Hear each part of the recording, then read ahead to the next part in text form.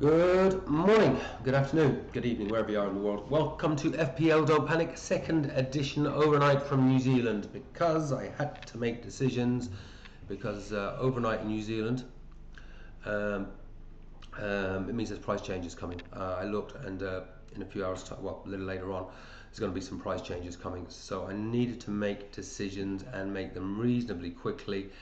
And you know what, I'm happy enough with the decisions I've made. I like the look of this team, and I like the way it looks for the next few game weeks as well. So the changes I have made, so just to remind, if you did actually manage to struggle your way through that last very waffly video where I was trying to work out what the hell I was going to do.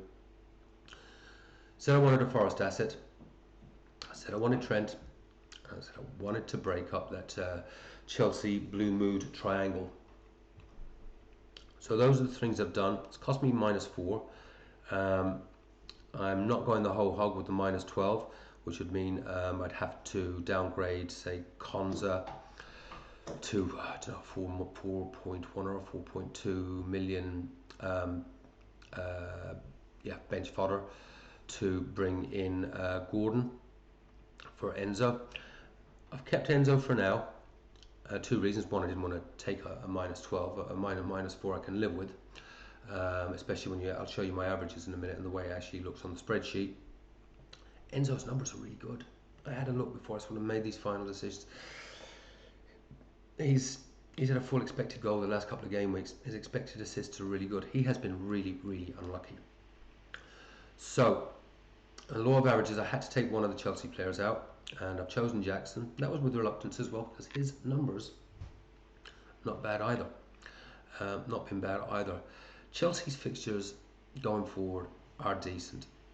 They should have had some goals in those games. How they didn't, don't know. Just sometimes you get these things happen. So I'm actually quite happy with the look of this team, and I'm happy enough, I think, to let it roll for a couple of weeks. And I'll show you why on the spreadsheet in a minute. But it looks pretty good. There's some good rotations there.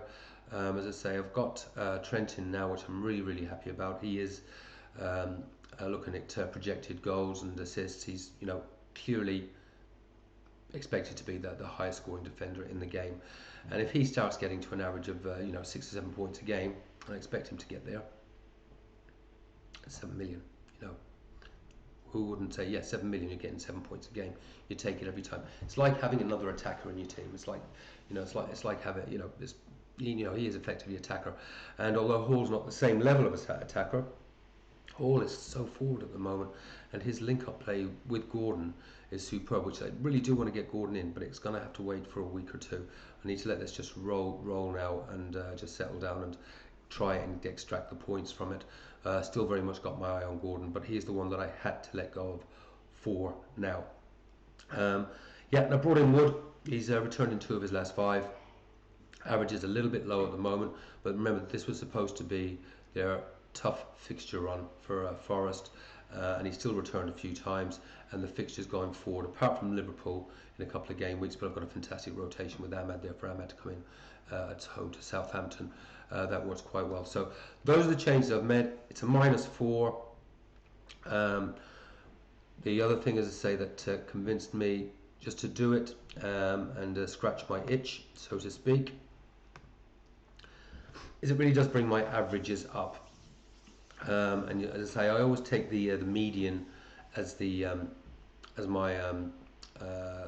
lowest of the median or the average as my prediction. You can see there I've got 77 average out of they're sort of combined as a team, and the median 78. So my prediction would be 77. But the thing in there, Salah hasn't always been hauling as well. So even here, when with the non-Salah week, we've still got a pretty respectable score there. And of course, always remember these are without captaincy. My for whatever will happen type thing. So my predictions always don't include captaincy. I do not know why they end up working out quite reasonably accurate, but somehow they do. So if I got 67 or a 70 after taking that hit, I would be very happy. If I get the 77, fantastic. But I'm just so much happier with this team now. Yes, there are a couple of tweaks I need. I think we've obviously going to need to keep an eye on the Jota situation, what his minutes are like. and also just to make sure that Enzo does start to get, I don't mind at 5 million. I don't mind if it's an assist every other game, especially if the others are keep, because it's enabling so many other things.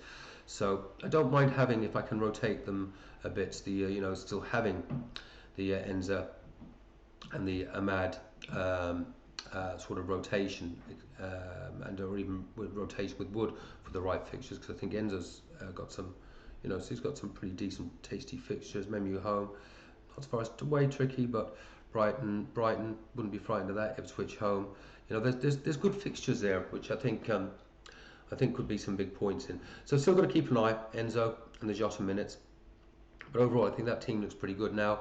The next move, when I've got a couple of transfers, could be to move out an Arsenal defender, and it could be Timber. Just losing a little faith with the premium defenders at the moment, when there are so many really good options in there. But if I do that, it sort of helps me sort of move towards. I've got $1 million in the bank. It helps me to move towards what I'm going to need to bring Gordon in at some point. And moving out Gabriel, do it in one way if I just moved Gabriel out. I think with his price, I'm going to look at that in a couple of weeks' time. But for now, I like the look of that. The fixtures are good. There's some really nice rotations in there. It's brought the averages up for now. Now they obviously need to hit those averages. But yeah, 77 would be a really good game week.